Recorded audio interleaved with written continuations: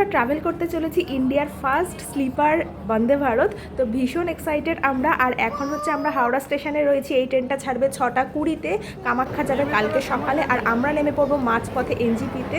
তো চলুন, আর সামনেটা দেখুন কি ভিড়, সবাই ফটো তোলার জন্য ভীষণ ব্যস্ত। আমি তো একেবারেই চান্স পেলাম না, এত ভিড়ের মধ্যে ট্রেন ছেড়ে দেবে, এই জন্য তাড়াতাড়ি করে উঠে গেলাম। আর ভেতরে কেমন কি সবটাই আপনাদের সাথে শেয়ার করব। এমনিতেই আমি প্রথমবার ফার্স্ট ক্লাসে যাচ্ছি, তাও আবার এইরকম একটা ট্রেনে, তো তার জন্য আমি ভীষণ এক্সাইটেড। তো চলুন ভেতরে যাওয়া যাক, আর সম্পূর্ণটাই আপনাদের সাথে শেয়ার করব। আমি যেহেতু ফার্স্ট ক্লাসে গেছি, তো আমি এই কম্পার্টমেন্টটাই শেয়ার করছি।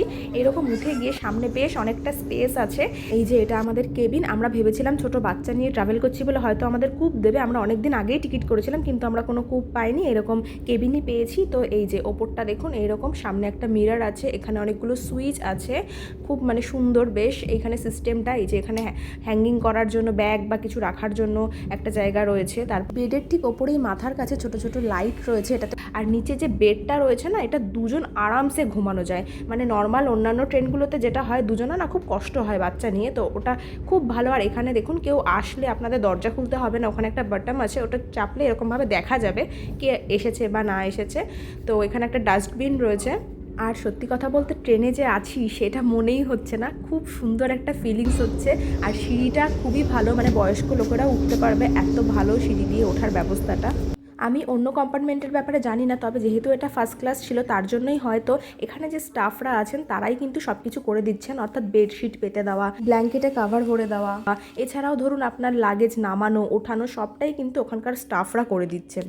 এর আগে আমি বহুবার ট্রাভেল করেছি অন্যান্য ট্রেনে, এসিতেই 2 টায়ার বা 3 টায়ার, কোনোটাতেই কিন্তু কেউ কিছু করে দেয় না, নিজেকেই সম্পূর্ণটা করতে হয়।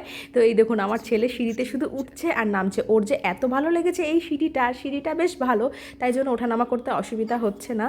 তারপরে চলে আসলো চা বা কফি, এটা আপনাদের কিন্তু পয়সা দিয়েই খেতে হবে। আর 1 লিটার জল পার পার্সন, এছাড়া খাবার এটাই কিন্তু ইনক্লুডেড।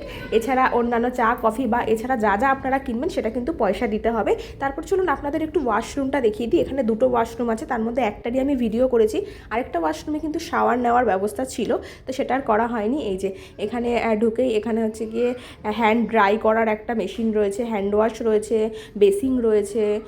এছাড়া মোটামুটি খুব পরিষ্কার পরিচ্ছন্ন কোমোড রয়েছে, এখানে একটা মিরর রয়েছে, জামা কাপড় কিন্তু আরামসে এখানে চেঞ্জ করা যাচ্ছে, বেশ পরিষ্কার পরিচ্ছন্ন। আমরা কিন্তু ট্রেনে ট্রাভেল করলে প্রথম ভাবি যে টয়লেটটা কীভাবে ইউজ করব, তো সেক্ষেত্রে কিন্তু একদম মানে কোনো কথা হবে না।